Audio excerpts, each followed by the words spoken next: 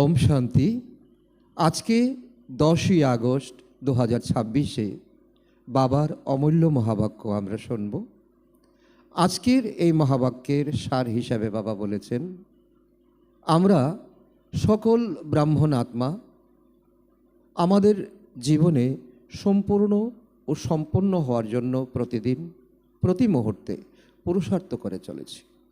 কিন্তু ব্রাহ্মণ জীবনের সমস্ত মূল ধারণাগুলিকে যদি আমরা আমাদের জীবনে ধারণ করতে চাই, বাবার আশাগুলিকে পূর্ণ করতে চাই এবং প্রত্যক্ষতা মূর্ত হতে চাই, তাহলে প্রতিটি গুণ ও ধারণার মূল ভিত্তি হল আত্মিক স্মৃতি। আমি দেহ নই, আমি এক সূক্ষ্ম আত্মা।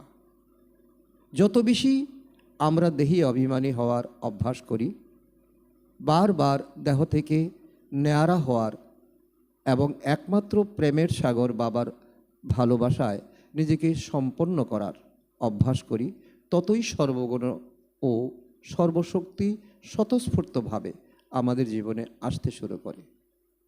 তখন আত্মা জ্ঞানস্বরূপ ও যোগযুক্ত হয়ে প্রতিটি কর্মে সিদ্ধি লাভ করতে থাকে। আজকের মুরলীও আমাদের এই প্রধান ধারণাটি কিভাবে দৃঢ় করতে হবে, কিভাবে দেহ অভিমান থেকে দেহি অভিমানী হতে হবে এবং এর গুরুত্ব কী তা গভীরভাবে বাবা বোঝানোর জন্য বাবা শিক্ষা দিতে এসেছেন। তো এখন আমরা শুনব মুরলী আজকের বিস্তারে। ওম শান্তি। আজকে বাবা বলেছেন, মিষ্টি বাচ্চারা, বাবা যেমন অপকারীদের উপরেও উপকার করেন, তেমনি তোমরাও ফলো ফাদার করো, সুখদায়ী হও, এই দেহকে ভুলে যেতে থাকো। যে মূল মন্ত্র বাবা আমাদেরকে দিচ্ছেন, মনমনা ভব, যে দেহি অভিমানী হওয়ার ফলে যে আমরা অন্যদেরকেও আমরা অনেক অনেক বাবার সমান করে তুলতে পারি, নিজের সমান করে তুলতে পারি। আজকের মুরলী থেকে প্রশ্ন, দেহি অভিমানী হয়ে থাকা বাচ্চাদের লক্ষণ কি হবে? তার উত্তরে বাবা বলেছেন যে দেহি অভিমানী হওয়া আত্মাদের 7টি লক্ষণ থাকতে হবে। যেমন আমরা আত্মা শতগুণী, তো দেহি অভিমানী আত্মারও 7টি গুণ লক্ষণ কমপক্ষে থাকতে হবে। 1 নম্বর, তাদের নিজেদের মধ্যে অত্যন্ত আত্মিক প্রেম থাকবে। নাম্বার 2, তারা কখনো একে অপরের কমজোরি বর্ণনা করবে না। নাম্বার 3, তারা অত্যন্ত সুখদায়ী হবে। নাম্বার 4, তাদের খুশি কখনো অদৃশ্য হয়ে যাবে না, সর্বদা অপার খুশিতে থাকবে। নাম্বার 5, কখনো মত পার্থক্য হবে না। নাম্বার 6, আমরা আত্মারা হলাম ভাই ভাই, এই স্মৃতির দ্বারা গুণগ্রাহী হবে। তারা সকলের গুণই দেখবে, তারা স্বয়ং গুণবান হবে আর অন্যান্যদেরও গুণবান করে গড়ে তুলবে। নাম্বার 7, তাদের অদ্বিতীয় পিতা ব্যতীত আর কারোর স্মরণ আসবে না। ওম শান্তি। উচ্চ থেকে উচ্চ বাবার সম্মুখে তোমরা সকল বাচ্চারা বসে রয়েছ। এই স্মৃতি নিয়ে যখন আমরা মুরলী শুনতে বসি, তখন আমরা আত্মা সর্বগুণের অধিকারী হই। আমি আত্মা পরমপিতা পরমাত্মার সামনে বসেছি, আত্ম অভিমানী হয়। তোমরা কত সৌভাগ্যশালী, কত ভাগ্যশালী যে এরকম বাবাকে পেয়েছ, যে পরমধাম থেকে এসে বাবা রোজ আমাদের কমজোরি, আমাদের সংস্কার কুসংস্কার, আমাদের দুর্বলতাকে বিদায় করে দিয়ে সুগুণ আমাদের মধ্যে আনয়ন করে। তোমরা জ্ঞান সাগর বাবার কাছে এসেছ জ্ঞান রত্নের দ্বারা ঝোলি ভরপুর করতে, উপার্জন করতে। তো ঝোলি ভরপুর হওয়া, উপার্জন হওয়া, বাবা বলে দেখো এটাকে যদি এই লেভেলে নিয়ে যাও, যে ঝুলি ভরপুর হওয়া অর্থাৎ উপার্জন হওয়া, 21 জন্মের জন্য আমাদের উপার্জন হতে চলছে। মিষ্টি মিষ্টি বাচ্চারা, বাবা তোমাদের কত উঁচুতে নিয়ে যান। বাচ্চারা বাবা কেবল তোমাদেরকে দেখেন, তাকে তো কাউকে স্মরণ করতে হবে না, কারণ ওনার অর্থাৎ ব্রহ্মা বাবার আত্মাকে তো বাবাকে স্মরণ করতে হবে, শিব বাবাকে তো কাউকে স্মরণ করতে হবে না। তার জন্য ব্রহ্মা বাবাও যেমন স্টুডেন্ট, তেমন সকল ব্রাহ্মণ আত্মারাও স্টুডেন্ট। সেজন্য বাবা বলছে এখন তোমরা এখন অন্য কোনো দেহধারীকে স্মরণ না করে এক পিতা পরমাত্মাকে স্মরণ করো। বাবা বলেন, বাচ্চারা আমরা দুজনেই তোমাদের দেখি। বাপ দাদা কি বলছেন যে আমরা দুজনেই তোমাদেরকে দেখি। আত্মারূপী আমাকে তো সাক্ষী হয়ে দেখতে হয় না, কিন্তু বাবার সঙ্গে থেকে আমিও এইভাবে দেখি। কারণ ব্রহ্মা বাবার সঙ্গে করে যখন শিব বাবা আসছেন, তো ব্রহ্মা বাবার চোখ দিয়ে বাচ্চাদেরকে দেখছেন, ব্রহ্মা বাবার মুখ দিয়ে বাচ্চাদেরকে বলছেন। বাবার সঙ্গে তো থাকি, তাই না? ওনার সন্তান, তাই সাথেই দেখে থাকি। আমি বিশ্বের মালিক হয়ে ঘুরে বেড়াই, যেন আমি এটা করছি। আমি দৃষ্টি দান করি, দেহসহ সব কিছু ভুলে যেতে হবে, কেবল বাবা আর বাচ্চা যেন এক হয়ে যায়। বাবা বলছে এটাই হচ্ছে আমাদের মূল মন্ত্র, অর্থাৎ মনমনা ভব। বাবা আর বাচ্চা যেন এক হয়ে যায়, সেজন্য বাবা বোঝান যে মিষ্টি বাচ্চারা প্রচুর পুরুষার্থ করো। তো পুরুষার্থেরও বাবা বলছে যে তা অন্তহীন, অর্থাৎ প্রচুর পুরুষার্থ করো। যেমন বাবা অপকারীদের উপরেও উপকার করেন, সেরকম তোমরাও ফলো ফাদার করো, শোকদায়ী হও। নিজেদের মধ্যে কখনো লড়াই ঝগড়া করো না।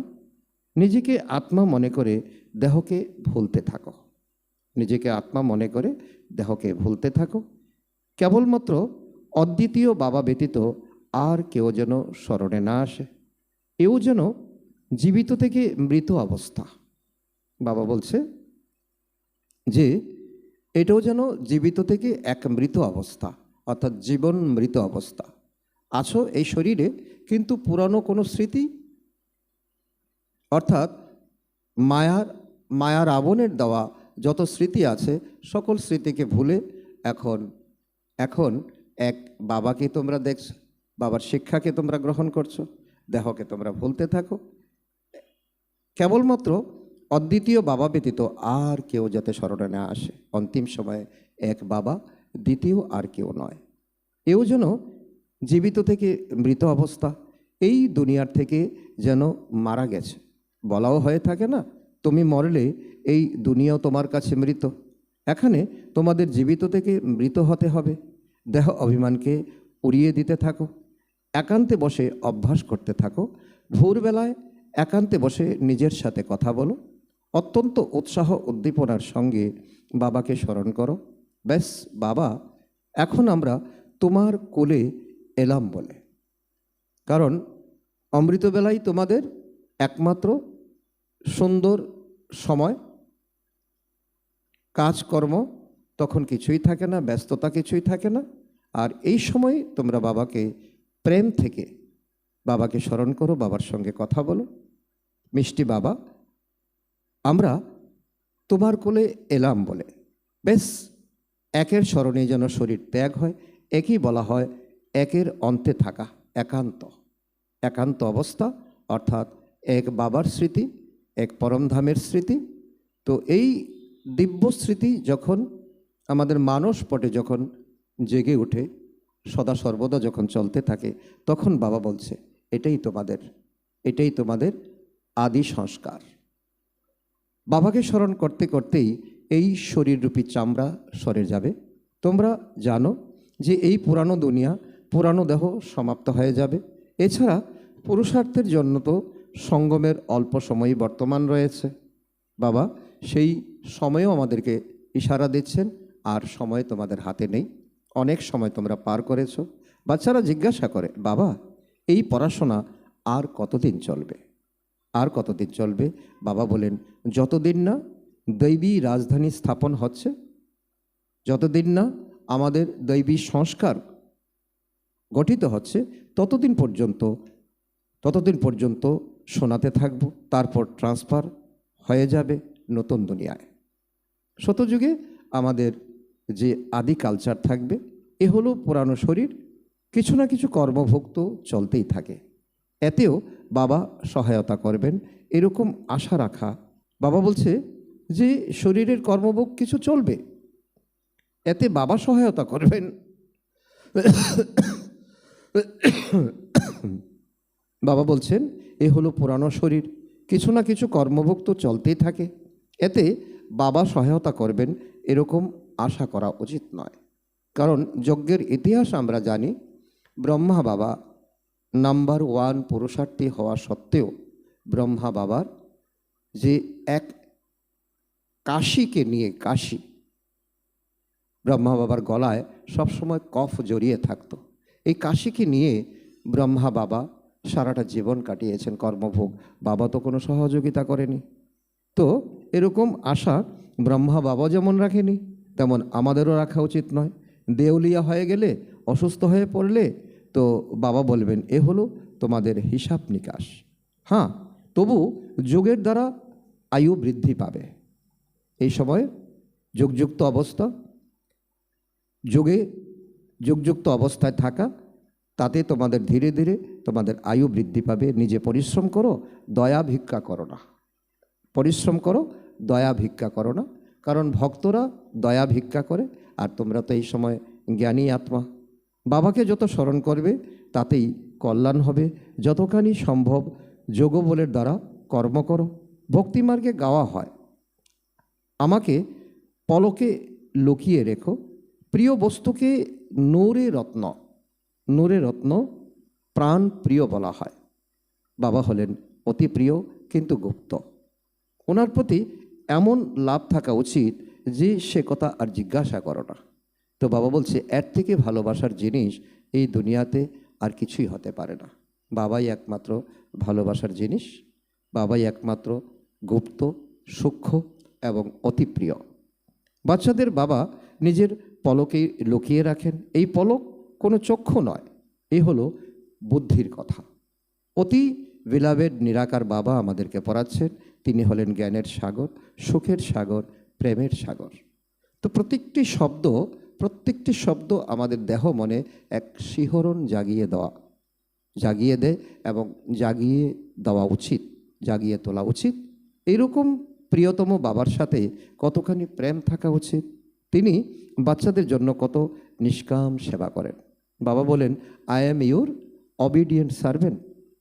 তো কত নিরহংকারী বাবা, আর পরমধাম থেকে এসে বাচ্চাদের সেবার জন্য নিজেকে উৎসর্গ করে দিচ্ছেন। বাচ্চারা তোমাদের তিনি হিরে তুল্য করে দেন। বাবা কত মিষ্টি, বাচ্চারা বাবা কত নিরহংকারী হয়ে তোমাদের সেবা করেন। সেজন্য বাচ্চারা তোমাদেরকেও এতখানি প্রেমপূর্বক সেবা করা উচিত। নিজেকে প্রশ্ন করা উচিত, আমি যতটুকুই সেবা করি যে প্রেমপূর্বক সেবা করি কি না। শ্রীমতে চলা উচিত। কোথাও নিজের মত দেখলে, প্রয়োগ করলে তখন ভাগ্যে দাগ পড়ে যাবে। কারণ নিজের মত, পরমত, গুরুমত, বাবা বলছেন এই সঙ্গম জীবনে সকল কিছু ক্যান্সেল, একমাত্র শ্রীমত ভগবানুবাচ। এই সময় বাবা আমাদেরকে শেখাচ্ছেন বাচ্চারা তোমাদের পরস্পরের মধ্যে অতীব আত্মিক ভালোবাসা থাকা উচিত, কিন্তু দেহ অভিমান আসার কারণে পরস্পরের প্রতি সেই প্রেম থাকে না। একে অপরের দুর্বলতা খুঁজে বের করতে থাকে। কারণ মায়া রাবণ আমাদেরকে 2500 বছর ধরে যে তালিম দিয়েছে, যে অভ্যাস শিখিয়েছে, তো সেই অভ্যাসের দাস আমরা হয়ে গেছি। অমুকে এরকম, ও ওই রকম করে আমি কেন করব না। তোমরা যখন দেহি অভিমানে ছিলে তখন কারুর কমজোরি, খামতি তোমরা কখনো খুঁজে বের করতে না। সত্যযুগে দেবতাদের এমন সংস্কার ছিল না, পরস্পরের মধ্যে অত্যন্ত ভালোবাসা ছিল। এখন পুনরায় সেই অবস্থা তোমাদের ধারণ করতে হবে। প্রথমে তোমরা কত মিষ্টি ছিলে, পুনরায় সেরকম মিষ্টি সুখদায়ী হও। দেহ অভিমানে এসে দুঃখদায়ী হয়েছ, তোমাদের আত্মিক খুশি উধাও হয়ে গেছে, জীবনও ছোট হয়ে গেছে। এখন বাবা পুনরায় এসেছেন তোমাদের শতপ্রধান করে সদা সুখদায়ী করে গড়ে তুলতে। তোমরা যত বাবাকে স্মরণ করতে থাকবে, তত তোমাদের এ মায়ার দেওয়া শিক্ষা, তত তোমাদের ঘাটতি দূর হতে থাকবে। যে বাবার যে শিক্ষা, তা যে ঘাটতি পড়েছে, সে ঘাটতি দূর হতে থাকবে, অর্থাৎ বাবার যে সংস্কার তোমাদের মধ্যে আসতে থাকবে। মতভেদ সমাপ্ত হয়ে যাবে। এ কথা যেন পাকাপাকিভাবে স্মরণে থাকে। আমরা হলাম আত্মা ভাই ভাই। আত্মা ভাই ভাইকে দেখলে তো সর্বদা গুণই দেখতে পাবে, তার দোষ ত্রুটি কখনো তোমরা দেখবে না। সকলকে গুণবান করার প্রচেষ্টা করো, অবগুণ পরিত্যাগ করে গুণগুলিকে ধারণ করো। কখনো কারোর গ্লানি করো না। কারোর মধ্যে এমন দুর্বলতা আছে যে সে নিজেও তা বুঝতে পারে না। সে তো নিজেকে অত্যন্ত ভালো মনে করে, কিন্তু খামতি থাকার কারণে কোথাও না কোথাও উল্টোপাল্টা কথা বেরিয়ে যায়। শতপ্রধান অবস্থায় এরকম কথা বলা যায় না। নিজে দেখো যে আমরা কতখানি মধুর হতে পেরেছি। বাবার সঙ্গে আমাদের ভালোবাসা কতখানি। বাবার সঙ্গে ভালোবাসা যেন এমন হয় যে একদম দৃঢ়ভাবে আটকে থাকে। বাবা, তুমি আমাদের কত উচ্চ বোধ বুদ্ধি সম্পন্ন করে তোলো, কারণ আমাদের স্বর্গের মালিক করে তুলছ। আমরা ষোলকলা সম্পন্ন, সর্বগুণ সম্পন্ন, স্বর্গের মালিক করে দিচ্ছ। এরকম অন্তরে বাবার মহিমা করতে করতে গদগদ হয়ে যাওয়া উচিত। আত্মিক খুশিতে থাকা উচিত। গায়নও আছে না, খুশির মতো পুষ্টিকর পথ্য অর্থাৎ খোরাক আর নেই। বাবার সঙ্গে মিলনের জন্য কত খুশিতে থাকা উচিত। বাচ্চারা, সঙ্গমী তোমরা 21 জন্মের জন্য সর্বদা খুশিতে থাকার পুষ্টিকর পথ্য অর্থাৎ খোরাক পেয়ে যাও।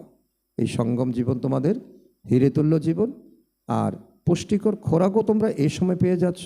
তখন আর কারো কোনো বিষয়ে চিন্তা থাকে না। এখন তো কত চিন্তা, সেজন্য তার প্রভাব শরীরের মধ্যেও পড়ে। তোমাদের তো কোনো বিষয়ে চিন্তা নেই। এই খুশির খোরাক তোমরা একে অপরকে খাওয়াতে থাকো। এরকম একে অপরকে প্রচুর আদর আপ্যায়ন করতে হবে। এরকম আদর আপ্যায়ন তো মানুষকে করতে পারে না।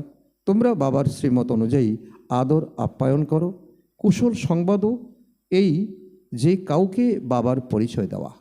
বাবা বলছে কি, যে দুনিয়ার কুশল মঙ্গল আমরা সাধারণত পারিবারিক খবর নিয়ে আমরা ব্যস্ত থাকি, কিন্তু বাবা বলছে আসল কুশল মঙ্গল বাবার পরিচয় কাউকে দেওয়া, অজ্ঞানীকে জ্ঞানবান করে তোলা। এ হলো জ্ঞান আর যোগের ফার্স্ট ক্লাস ওয়ান্ডারফুল ঔষধ। এই ঔষধ একমাত্র আধ্যাত্মিক সার্জনের দ্বারাই প্রাপ্ত হয়। মনমনাভব, মদ্দাজীভব, ব্যাস দুটি শব্দই হলো এর ঔষধ।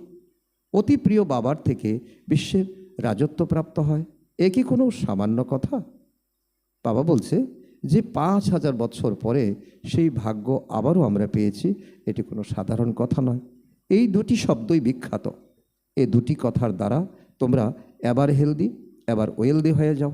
বাচ্চারা, তোমাদের এই সকল কথা স্মরণ করে প্রফুল্ল থাকা উচিত। Godly student life is the best. এই গায়ন এখনকার এই সময়ের কথা। যতখানি সম্ভব একে অপরকে এই আধ্যাত্মিক ঔষধ পৌঁছে দাও। একে অপরের উন্নতি সাধন করো। সময় নষ্ট করো না। অত্যন্ত ধৈর্য সহকারে গম্ভীরতার সঙ্গে বোধ বুদ্ধি দ্বারা বাবাকে স্মরণ করো, গভীরভাবে স্মরণ করো, নিজের জীবনকে হিরে তুল্য করো। এখনই আমাদের কাছে এই সুযোগ। এই সময় পেরিয়ে গেলে আর এই সময় আর আমরা কখনো ফিরে পাবো না। মিষ্টি বাচ্চারা, বাবার থেকে যে শ্রীমত পাও তাতে গাফিলতি করা উচিত নয়। বাবার সমাচার সকলকে পৌঁছে দিতে হবে। বাবার মেসেজ তো সকলকে পেতে হবে, তাই না? বাবা বলছে একজন আত্মাও যাতে তার থেকে বঞ্চিত না হয়। মেসেজ অতি সহজ, কেবল বলো যে নিজেকে আত্মা মনে করো, বাবাকে স্মরণ করো, আর কর্ম ইন্দ্রিয়ের দ্বারা মন বাণী কর্মে কোনো রকমের খারাপ কর্ম করো না। একদিন তোমাদের এই সাইলেন্সের শক্তির আওয়াজ ছড়িয়ে পড়বে। বাবা বলছে, এখন যেমন টকি ওয়ার্ল্ড, এখন যেমন হইচই কোলাহলের দুনিয়া, একদিন সকলে অনুভব করবে যে সাইলেন্সের কত পাওয়ার। দিনে দিনে তোমাদের উন্নতি হতে থাকবে, তোমাদের নামের মাহাত্ম্য প্রচারিত হবে, সকলেই বুঝবে যে এই সংস্থা ভালো ভালো কাজ করছে। অতি সহজ তো সহজ মার্গ, অতি সহজ মার্গ বলে প্রমাণিত হবে। ব্রাহ্মণদের এই বৃক্ষের বৃদ্ধি তো অতি মাত্রায় হতে থাকবে, প্রজা তৈরি হতে থাকবে। হয়তো এখন ভাটা চলছে, কিন্তু জোয়ার আসবে। ওই দিনের জন্য বাবা আমাদেরকে ইশারা দিচ্ছেন। সেন্টারের বৃদ্ধিও হবে অধিক মাত্রায়। গ্রামে গ্রামে তোমাদের প্রদর্শনী হবে। বাচ্চারা, তোমাদের বড় বড় ধরনের সার্ভিস করতে হবে। তোমাদের নতুন নতুন সেন্টার্স তোমরা খুলতে থাকবে, যেখানে অনেক মানুষ এসে নিজেদের জীবনকে হিরেতুল্য করে নিতে পারবে।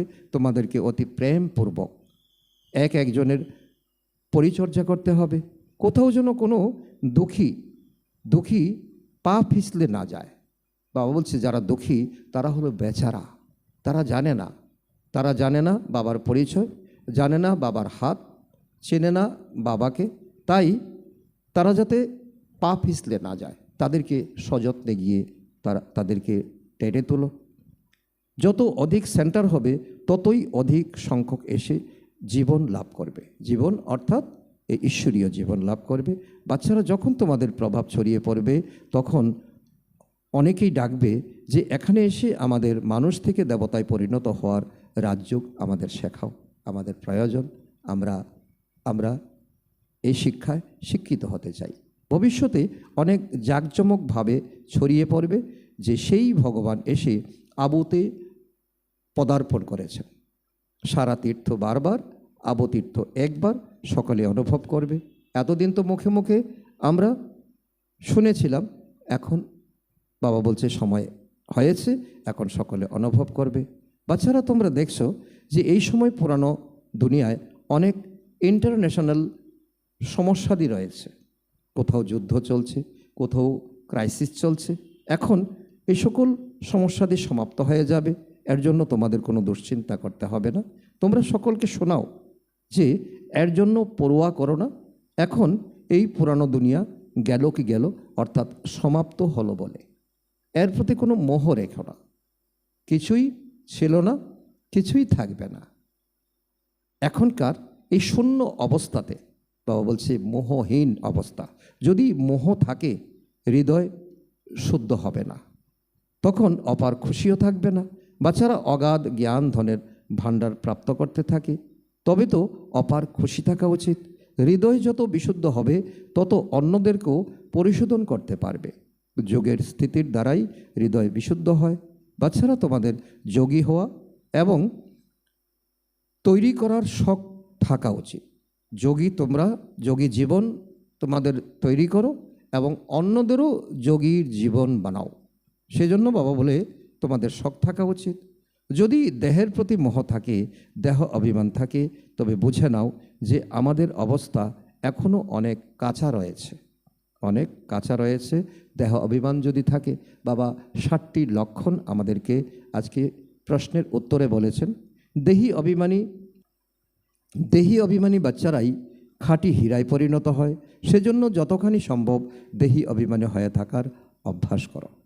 আচ্ছা, মিষ্টি হারানিধি বাচ্চাদের প্রতি মাতা পিতা বাপদাদার স্মরণের স্নেহসমন আর সুপ্রভাত। আত্মাদের পিতা তার আত্মারূপী বাচ্চাদের জানাচ্ছেন নমস্কার। আমরা আত্মারূপী সন্তানরা আমাদের মাতা পিতা বাপদাদাকে জানাই স্মরণের স্নেহসমন, সুপ্রভাত ও নমস্কার। ধন্যবাদ বাবা, ধন্যবাদ। আজকের মুরলী থেকে ধারণার জন্য মুখ্যসার। 1 নম্বর, বাবার সমান নিরহংকারী হয়ে অতি প্রেমপূর্বক সকলের সেবা করতে হবে। শ্রীমত অনুসারে চলতে হবে। আপন মতে চলে সৌভাগ্যের উপর বিরাম চিহ্ন টেনো না। নাম্বার 2, সঙ্গমে বাবার দ্বারা খুশির যে পুষ্টিকর আহার পেয়েছ সেই পথ্যই খেতে হবে আর খাওয়াতে হবে। নিজের সময়কে নষ্ট করো না। অত্যন্ত ধৈর্য সহকারে গভীরভাবে বোধ বুদ্ধির দ্বারা বাবাকে স্মরণ করে নিজের জীবনকে হিরেতুল্য করে গড়ে নিতে হবে। আজকের বরদান, আসক্তিকে অনাসক্তিতে পরিবর্তনকারী শক্তিস্বরূপ হব। তার অর্থ হল শক্তিস্বরূপ হওয়ার জন্য আসক্তিকে অনাসক্তিতে পরিণত করা, পরিবর্তন করা। নিজের দেহের প্রতি, সম্বন্ধীদের প্রতি, অন্য পদার্থের মধ্যে যদি কোনো আসক্তি থাকে তাহলে মায়া আসতে পারে আর তখন শক্তিরূপ হতে পারবে না। এই জন্য প্রথমে অনাসক্ত হও, তবে মায়ার বিঘ্নের মোকাবেলা করতে পারবে। বিঘ্ন আসার পর চিৎকার করা বা ঘাবড়ে যাওয়ার পরিবর্তে শক্তিরূপ ধারণ করে নাও, তাহলে বিঘ্ন বিনাশক হয়ে যাবে। আজকের স্লোগান, কৃপা বা করুণা। কৃপা বা করুণা নিঃস্বার্থ ও বন্ধন মুক্ত হবে, স্বার্থপূর্ণ নয়। আজকে মাতেশ্বরীজির অমূল্য মহাবাক্য। আজকের টপিক, জীবনের আশা পরিপূর্ণ হওয়ার আনন্দ ঘন সময়। আমাদের সকল আত্মাদেরই বহুকাল ধরে এই আশা ছিল যে জীবনে সর্বদা যেন সুখ শান্তি লাভ হয়। এখন অনেক জন্মের আশা কখনো তো পূর্ণ হবে। এখন এ হলো আমাদের অন্তিম জন্ম। সেই অন্তিম জন্মেরও অন্তিম ক্ষণ আছে। এমন যেন কেউ না ভাবে যে আমি তো এখন ছোট বড় সকলেরই সুখ চাই, তাই না? কিন্তু দুঃখ কোনো বস্তুর থেকে প্রাপ্ত হয়, প্রথমে তার জ্ঞানও চাই। দুঃখ কোন বস্তুর থেকে প্রাপ্ত হয়, তার জ্ঞানও মাম্মা অনুভব করে আমাদেরকে অনুভব করাতে চাইছেন। এখন তোমরা জ্ঞান পেয়েছ, এই 5 বিকারে আটকে পড়ার কারণে এই যে কর্মবন্ধন তৈরি হয়েছে তাকে পরমাত্মার স্মরণের অগ্নির মাধ্যমে ভস্ম করতে হবে। এই হলো কর্মবন্ধন থেকে মুক্ত হওয়ার সহজ উপায়। সর্বশক্তিমান এই বাবাকে চলতে ফিরতে প্রতিটি শ্বাসে প্রশ্বাসে স্মরণ করতে হবে। এখন এই উপায় বলে দেওয়ার সহায়তা স্বয়ং পরমাত্মা এসে করে থাকেন, কিন্তু এখানেও পুরুষার্থ তো প্রত্যেক আত্মাকেই করতে হবে। পরমাত্মা বাবা শিক্ষক গুরুরূপে এসে আমাদের উত্তরাধিকার প্রদান করেন। সেজন্য প্রথমে বাবার হয়ে যেতে হবে, অর্থাৎ নিজেকে সমর্পণ করতে হবে। তারপর শিক্ষকের কাছে পড়াশোনা করতে হবে, যে পড়ার মাধ্যমে ভবিষ্যতের জন্ম জন্মান্তরের জন্য সুখের প্রালব্ধ অর্থাৎ ফল প্রাপ্ত তৈরি হবে, অর্থাৎ পুরুষার্থের অনুক্রমে জীবন মুক্তিতে পদমর্যাদা প্রাপ্ত হয়। আর গুরুরূপে পবিত্র করে মুক্তি দান করেন। সেজন্য এই রহস্যকে বুঝে তেমনভাবে পুরুষার্থ করতে হবে। এটাই সময় পুরানো খাতা সমাপ্ত করে নতুন জীবন তৈরি করা। এই সময় যতখানি পুরুষার্থ করে নিজের আত্মাকে পবিত্র করবে, ততই শুদ্ধ শ্রদ্ধা অর্থাৎ সম্মানে ভরপুর হবে। তারপর তার সমগ্র কল্প ধরে চলবে।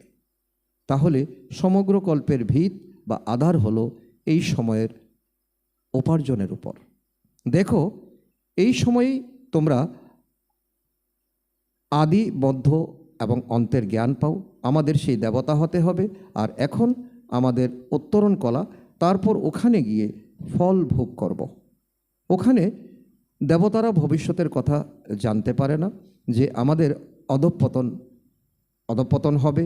যদি একথা জেনে যায় যে সুখ ভোগ করার পর আবার পতন হবে, তখন পতনের চিন্তায় তো সুখ ভোগ করতে পারবে না।